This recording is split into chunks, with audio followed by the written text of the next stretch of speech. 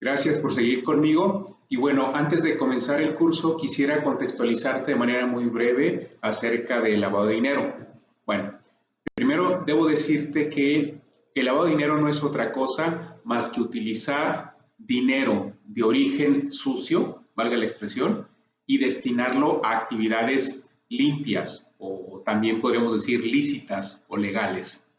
Es decir, aquí es un punto muy importante para poder comprender esta situación. Mira, ¿cómo yo sé, que una actividad es legal o ilegal, lícita o ilícita, sucia o limpia, digámoslo así?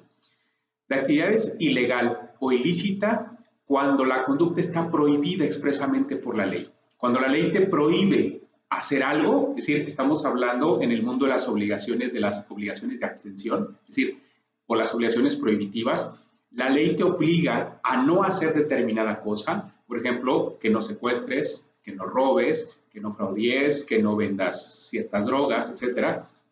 Estamos ante una conducta prohibida, de tal suerte que si tú realizas esa conducta que está prohibida, entonces caes en el ámbito de la ilegalidad. De otra manera, cuando tú realizas conductas que simplemente no están prohibidas por la ley, pues entonces tú estás dentro de lo correcto o dentro de la legalidad. Vaya pues, esto sigue un principio de legalidad que encuentra sede en nuestra Constitución Política de los Estados Unidos Mexicanos, donde se establece el principio de legalidad. Dicho de otra manera, para un particular, para un gobernado, lo que no está prohibido está permitido. Entonces, si no está prohibido, lo puedes hacer y es lícito, es legal. Pero si está prohibido y lo haces, entonces realizas una conducta indebida, ilícita o ilegal. Contextualizado esto, ¿a qué me refiero? Que si la actividad que tú realizaste es ilícita, es decir, estaba prohibida por la ley y esa actividad te generó ingresos y tú usas ese dinero para financiar operaciones o actividades lícitas, entonces estamos en la presencia de lavado de dinero. Esto es, yo tomo dinero sucio, dinero que viene de una actividad ilegal, y lo destino a una actividad legal, puesto que lo que estoy esperando es que ese dinero genere un rendimiento, una utilidad o una ganancia, y entonces yo puedo decir que esa ganancia es de origen lícito, cuando en realidad la primera inversión se realizó con dinero sucio. Vaya. En el mundo del lavado de dinero, en términos generales, esto significa lo siguiente.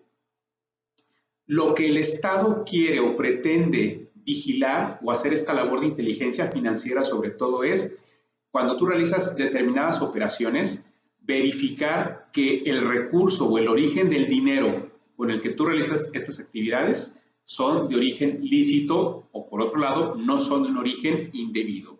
Vaya, imagínate este supuesto. Una persona es secuestrada, se pide el rescate. El secuestro, por supuesto, es un delito. Ese secuestro se paga, le pagan $1,000,000, ¿ok? Después, ese $1,000,000 tú lo utilizas para abrir una empresa, una constructora, y empiezas a financiar determinadas obras, ¿ok? Tú vendes después, vamos a pensar, las casas y obtienes una ganancia, ¿ok? ¿Dónde está aquí lo incorrecto o lo indebido? En el origen del dinero. La inversión inicial que tú utilizaste era un dinero que venía de una actividad ilícita, en este ejemplo, el secuestro. Entonces tú tomaste ese dinero para financiar actividades lícitas, sin embargo el origen es ilegal. Y ahí es donde viene la expresión de lavado de dinero. Entonces, el lavado de dinero tiene dos dimensiones, dos grandes dimensiones al menos. La dimensión administrativa, que es de la que nos vamos a ocupar hoy, y la dimensión penal. Solamente la menciono, aunque ese no es el propósito de nuestro curso. ¿Cuál es la dimensión penal? Cuando el lavado de dinero se vuelve un delito, es decir, es una actividad prohibida lavar dinero.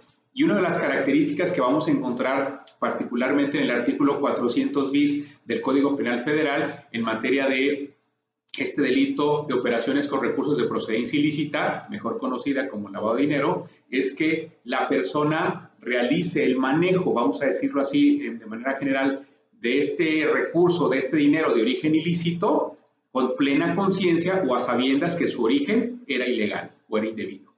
Entonces, En la parte penal vamos a encontrar que esta actividad es un delito. Decíamos, esta no es la que nos ocupa hoy, simplemente la mencionamos para contextualizar nuestra idea.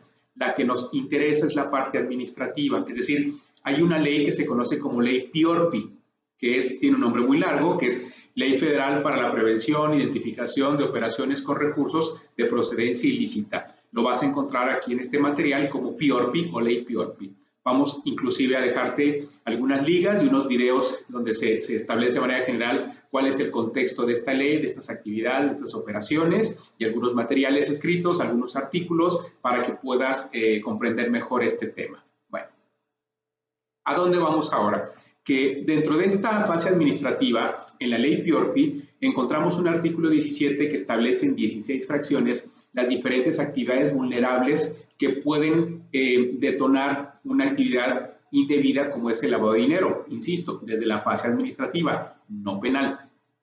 ¿Qué significa esto? Que lo que busca la Secretaría de Hacienda, que es la encargada de operar y de vigilar esta parte, es establecer líneas de inteligencia financiera para estar vigilando que no se estén utilizando, sobre todo contaminando el sistema financiero nacional para actividades ilícitas, que no se esté, por ejemplo, en los bancos depositando dinero que viene de secuestros o que viene de narcotráfico, que viene de cualquier actividad ilícita, para después hacerlas pasar como una obtención de ganancias debida o legal. Entonces, cuando hablamos de actividad vulnerable, vamos a ver que, y aquí hay que aclararlo, actividad vulnerable no significa prohibida, por el contrario, todas las actividades que tú ves ahí enlistadas como actividades vulnerables son actividades legales, son permitidas, son correctas, lícitas. Sin embargo, por la naturaleza de estas actividades se pueden prestar para esta simulación que el día de mañana puede resultar en un lavado de dinero. Y ahí vamos a encontrar las 5 actividades que mencionábamos hace un momento en relación a la industria de la construcción. Entonces, esta parte es importante dejarla clara. Una actividad vulnerable no significa que está prohibida.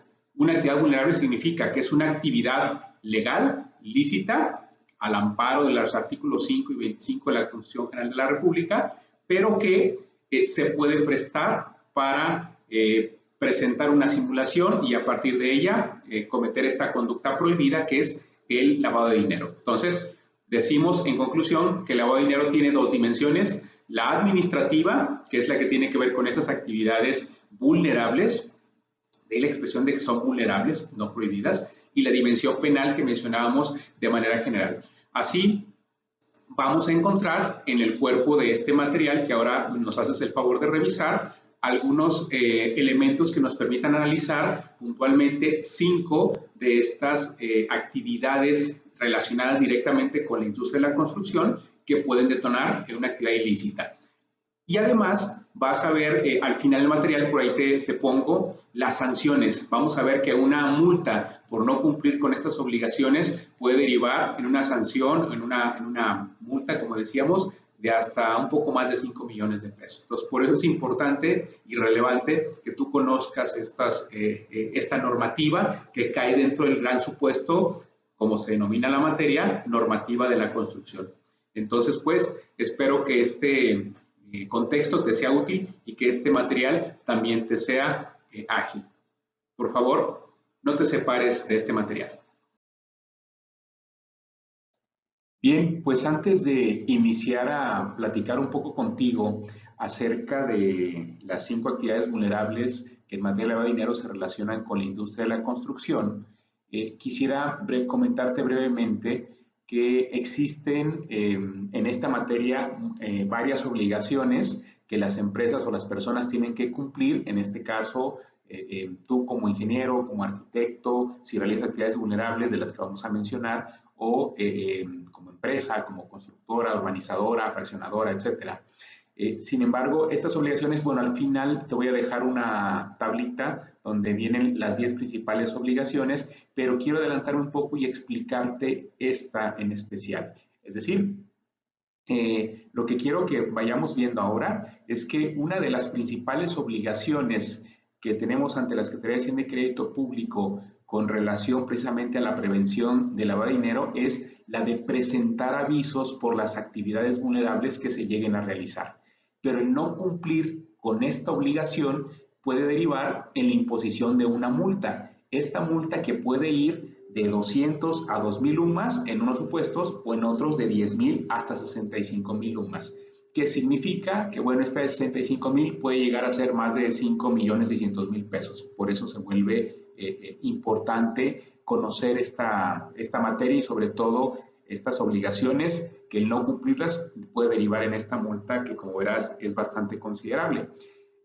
Una buena noticia es que si es la primera vez que omites presentar el aviso, la autoridad no ha iniciado una verificación con miras a requerir del cumplimiento de esa obligación, es decir, de manera espontánea y sin que haya verificación, la primera vez y por una sola vez puede la autoridad no imponerte la infracción. Bueno, de hecho, vamos a subrayar, el puede en realidad es una obligación por parte de la autoridad dispensarte la imposición de la primera multa o la primera vez que cometas esta infracción, si llegara a ocurrir, de no presentar el aviso correspondiente.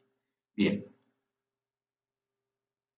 Bueno, vamos a seguir en este mismo tema de la presentación de avisos. Bueno, quiero decirte que entonces el aviso o se tiene obligación de presentar el aviso cuando se realice cualquier actividad vulnerable, cualquiera de las 16 y particularmente cualquiera de las 5 que comentamos hace rato y que vamos a estar puntualizando en esta parte. Es importante que sepas que en algunos supuestos existen montos mínimos para que se detone la obligación de avisar y en otros supuestos, en realidad, por realizar la actividad se tiene que avisar independientemente del monto en que se incurra. Vamos a ir viendo un poquito esta situación más adelante. Lo que debemos o es importante aclarar es que tú sepas que si el monto que establezca la ley para cada supuesto se iguala con esa operación, ya se detona la obligación de avisar. Es decir, no tiene que superarse el monto por un centavo, por un peso. Con que sea igual, ya se tiene que avisar. Luego, entonces, cuando en un momento dado no se tendría obligación de presentar esos avisos, bueno, pues cuando el monto de la operación sea inferior al importe que para cada caso establezca la ley. Ok, bueno.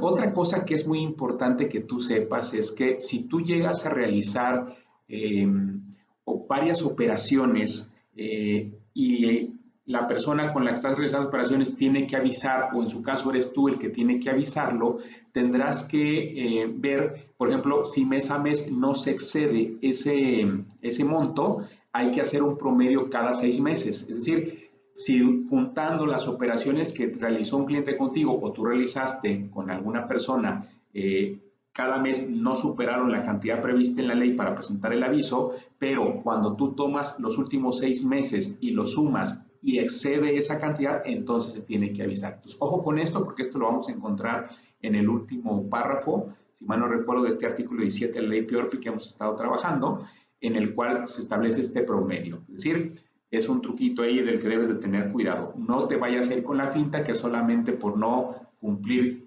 en un mes o no llegar al monto ya no aviso. Hay que estar vigilando el promedio, como vamos a ver más adelante. Y estos avisos se van a presentar de manera electrónica en el famoso SPPLD, que es el sistema del portal de prevención del lavado de dinero, que hay una página de la Secretaría de Hacienda, del SAT, donde tú ingresas y puedes llenar los avisos y presentarlos. Para eso, primeramente, hay que contar con una firma electrónica, porque hay que firmar electrónicamente los avisos, y previamente tuviste que darte de alta en el padrón respectivo. Aquí también, como verás al final de la diapositiva, te dejo el link para que puedas, si quieres explorar un poco, puedas entrar a este inicio del portal y quizás navegando te pueda hacer un poco más claro el cómo funciona esta parte. Ahí incluso ahí está una imagen, la imagen de ingreso del sistema.